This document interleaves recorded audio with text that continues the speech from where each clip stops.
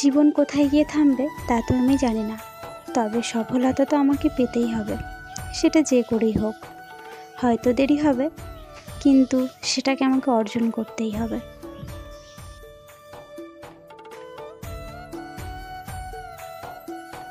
চ্যানেলটা যখন শুরু করেছিলাম তখন ভেবেছিলাম যে লাইফস্টাইল ব্লগ দেব, কিন্তু আমার লাইফস্টাইলের মধ্যে সব থেকে বেশি ভালো লাগার জায়গা হয়ে দাঁড়িয়েছে এই আমার ছাদ বাগান। গাছপালা ছোট থেকে বড় করা, তাতে ফুল ফোটানো, তাদের পরিচর্যা করা, এইগুলো যেন এখন বেশি ভালো লাগার ব্যাপার হয়ে গেছে। আর যেটা ভালো লাগে সেটাই আমি তোমাদের সাথে শেয়ার করি। তাছাড়াও তোমরা দেখেছো যে আমার লাইফটা একদম সাধারণ একটা জীবনযাপন আমি করে থাকি, তো তার মধ্যে কোনো স্টাইলই নেই, একদম সাদামাটা। আর সময়তে আমি মাথা না ছেড়েও আমি ক্যামেরার সামনে চলে আসি। তো এরকমই আর কি, আমি ছোটোবেলা থেকে এরকম সাজগোজটা খুব একটা পছন্দ করি না, একদম সাধারণভাবে থাকতে বেশি ভালোবাসি। মাঝে মধ্যে যখন ইচ্ছে হয় তখন একটু টুকিটাকি সাজি, সেটা একান্ত নিজের ভালো লাগার জন্য, নিজেকে ভালো রাখার জন্য।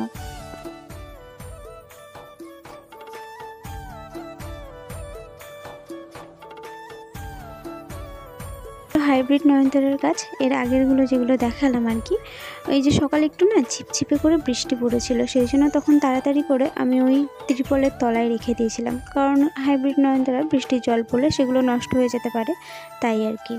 আর দেখো আমার গাছে কি কি ফুল ফুটেছে সেগুলো একটু তোমাদের সাথে শেয়ার করে নিই। আর জানো তো, এই যে স্পাইডার লিলি আমার হচ্ছে অনেক দিনের, মানে কি বলবো, অপেক্ষার ফল। তো আমি যদিও বা গাছটা প্রচণ্ডই অযত্নে লাগিয়েছিলাম, তার কারণ হচ্ছে আমি পিছনের বাড়ি একটা পিসির বাড়ি থেকে এই স্পাইডার লিলির কন্দ তুলে এনেছিলাম, তাও অর্ধেকটা কেটে গেছিলো তুলতে গিয়ে, সেইটাই এনে আমি এই গামলার মধ্যে বসিয়ে রেখেছি, প্রায় 1 বছর হবে। তো সেইটা থেকে আর কি এরকম ঝাড় হয়ে গেছে, আমি ভাবতে পারিনি যে এটা থেকে আমি ফুল পাবো। আমি তো ফেলেই দিচ্ছিলাম কন্দটা, কিন্তু আবার কি মনে হলো যে না, লাগাই তো, যদি না হয় তখন পরে দেখা যাবে। আর গাছের গোড়াটা দেখেই তো বুঝতে পারলে যে পুরো ছাদের যা ময়লা আবর্জনা সব আমি ওই গামলাটার মধ্যে স্টোর করে রাখতাম। তারপরে যখন দেখি যে না, গাছগুলো হচ্ছে, তখন কিন্তু আমি বন্ধ করে দিয়েছিলাম। তো যাই হোক, সেই অপেক্ষার ফলে আজকে দিয়ে দিয়েছে, গাছটায় কুড়ি চলে এসেছে, 2টো ফুল একসাথে ফুটবে। এখন কখন ফুটবে ফুলগুলো সেটা ফোটার অপেক্ষায় আমি আছি, কারণ ছোটোবেলায় যখন আমার বড় মামির বাড়িতে এই গাছটা ছিল, তখন এই গাছের মানে এই ফুলের গন্ধটা আমার এত ভালো লাগতো, আমি বারবার ফুলটার কাছে যেতাম আর গন্ধ শুঁকতাম, আর মা বারবার তাড়া দিত যে ফুলের গন্ধ শুঁকতে নেই, পোকামাকড় থাকলে নাকে মুখে ঢুকে যেতে পারে।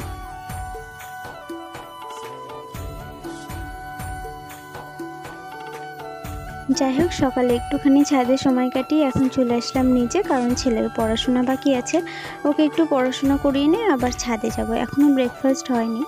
তো কদিন আগে তো মায়ের বাড়ি গেছিলাম, সেটা তোমরা জানো। আর মায়ের বাড়ি যে কদিন ছিলাম, বউয়ের সাথে আমার ছেলের কোনো দেখা সাক্ষাৎ কিছুই হয়নি, যার কারণে ও অনেক কিছু ভুলে গেছে, তাই ওকে আবার নতুন করে আমার একটু বেশি সময় দিতে হবে।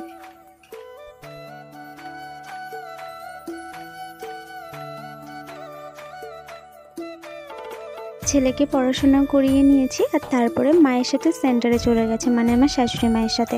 ওর সেন্টার 9টার সময়, আর আমি এখন ছাদে চলে এসেছি 1 কাপ চা করে নিয়ে। বললাম যে ব্রেকফাস্ট হয়েছিল না, তো 1 কাপ চা আর একটু বিস্কুট উপরে বসে খাচ্ছি, আর এই গাছগুলোর সাথে সময় কাটাচ্ছি। এরপরে আবার নিচে যাব, নিচে এবার রান্নাবান্নার দিকে ভিড়ে যাব, তখন আর সময় পাবো না ছাদে আসার।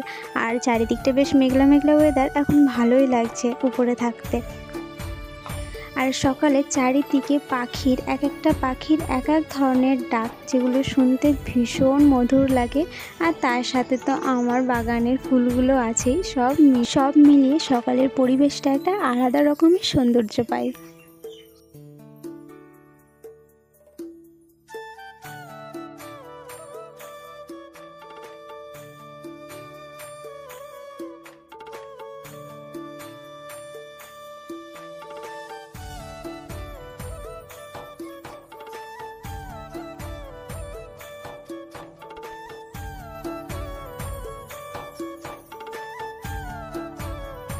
আর এই সময়ে বাগানের সবথেকে মেন যে সৌন্দর্য, সেগুলো হচ্ছে এইগুলো। কথায় আছে না, গোলাপ তো নয়, তবে গোলাপের থেকে কমও কিছু নয়। এখন বেশ অনেকটা সময় হাতে আছে, তাই আর কি একটা গ্ল্যাডিওলাসের কন্দ, যেটাকে আমি বেড়াতে যাওয়ার আগে বালির মধ্যে বসিয়ে থুয়ে গেছিলাম, সেটারই আর কি শিকড় গজিয়ে গেছে, আবার এদিকে কুশিও ছেড়ে দিয়েছে। তো এইটাকে কদিন ধরেই ভাবছি যে মাটিতে প্রতিস্থাপন করে দেবো, সেই সময়টা আর হয়ে উঠছে না, তাই গাছটাকে আজকে প্রতিস্থাপন করে দিলাম। আর তার সাথে সাথে আরও যে 3টে কন্দ ছিল আমার কাছে, সেগুলোকেও বালির মধ্যে বসিয়ে দিয়েছি। এগুলো থেকে আবার যখন শিকড় আর কুশি ছাড়বে তখন ওগুলোকে আবার নতুন করে প্রতিস্থাপন করে দেবো মাটিতে। আর তার পাশাপাশি যে ছোট ছোট কন্দগুলো ছিল, এই যে এইগুলোকে কি করব আমি জানি না, তবে আপাতত বালির মধ্যে বসিয়ে দিলাম, জানি না কি হবে, কারণ আমি গ্ল্যাডিওলাস ফুল গাছের সম্বন্ধে খুব একটা বেশি কিছু জানি না।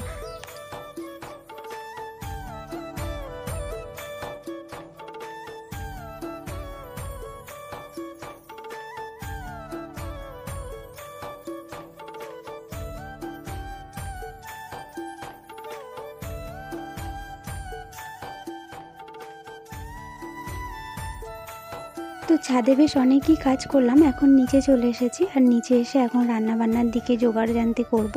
আর তারপরে এই যে সোজা লাঞ্চ মেনুতে চলে এসেছি, রান্নাবান্না পুরোটাই স্কিপ করে গেছি, কারণ অত কিছুই একটা ব্লগের মধ্যে দেখানো সম্ভব নয়।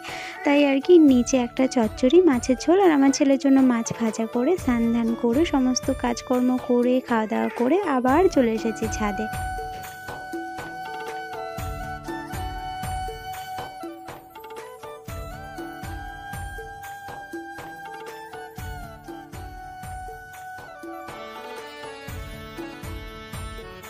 দেখে নিশ্চয়ই অল্প অল্প বুঝতেই পারছো যে এখন কি কাজ করতে চলেছি। এখন যে গাঁদা ফুলের চারাগুলো বেরিয়েছে আমার এই ছাদ বাগানের ঝোপঝাড়ে, এখন ছাদ বাগানের ঝোপঝাড় বলছি তার কারণ হচ্ছে আমার ছাদ বাগানটা এতটাই অগোছালো হয়ে আছে যে আমি যেদিকেই তাকাচ্ছি সেই দিকেই যেন মনে হচ্ছে বন জঙ্গল। তো এইগুলোকে টুকটাক করে আমি পরিষ্কার করব, কারণ আমার শরীরটাও খুব একটা ভালো নেই, কারণ মায়ের বাড়ি থেকে এসে 2 জায়গাকার জল লেগেছে, হয়তো শরীরটা একটু ভিতরে ভিতরে খারাপ লাগছে, হয়তো উপরে সেটা প্রকাশ পাচ্ছে না, কিন্তু আমি কাজকর্মে সেভাবে এনার্জিই পাচ্ছি না। আমরা যারা বাগান করি তাদের কাছে গার্ডেনিংয়ের কাজগুলো যতই শরীর খারাপ হোক না কেন সেগুলো করতে এনার্জি পাওয়া যায়, কিন্তু বাদবাকি যে কাজগুলো ভালো লাগে না সেগুলো তখন করতে গিয়ে যত এনার্জি নষ্ট হয়ে যায়। তো যাই হোক, শীত তো আর দেখতে দেখতে চলেই আসবে, আমরা যারা বাগানি তাদের কাছে যে কোথা দিয়ে বাকি ঋতুগুলো চলে যায় আর শীত ঋতু চলে আসে সেটা আমরা নিজেরাও বুঝতে পারি না। তো সেই জন্যই আর কি শীত ঋতুর জন্য শীতের গাছগুলো এখন টুকটাক করে তৈরি করছি। যেমন সকালে গ্ল্যাডিওলাস ফুলের গাছটা মানে কন্দটা চারা হতে দিলাম, এখন এই যে গাঁদা ফুলের গাছগুলোকেও বালির মধ্যে বসিয়ে দিলাম। আর এই যে একটা বোতাম ফুলের গাছ, যেটাকে আমি ওই এমন জায়গায় লুকিয়ে রেখেছিলাম যে এটাকে আমার চোখেই পড়েনি, আর এটা থেকে ফুল চলে এসেছে। মানে এতদিন যদি আমি ঠিকঠাক করে বড় একটা জায়গায় রেখে একটু যত্ন করতাম তাহলে ফুলে হয়তো গাছটা ভর্তি হয়ে যেত, কিন্তু 2টো ডালে অলরেডি কুঁড়ি চলে এসেছে। আজকে এই গাছটাকে একটা গ্রো ব্যাগে বসিয়ে দেবো। 2টো গাছ আছে, একটা নয় 2টো গাছ আছে, এই 2টো গাছকে আজকে বসিয়ে দেবো।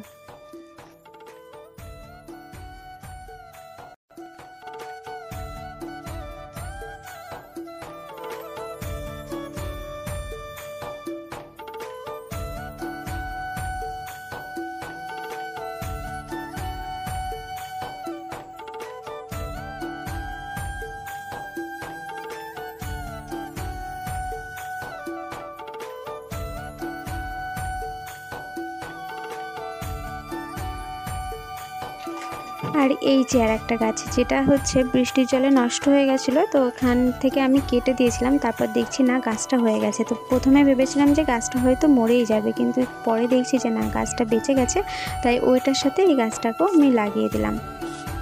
দেখাই যাক শেষমেশ কী হয়।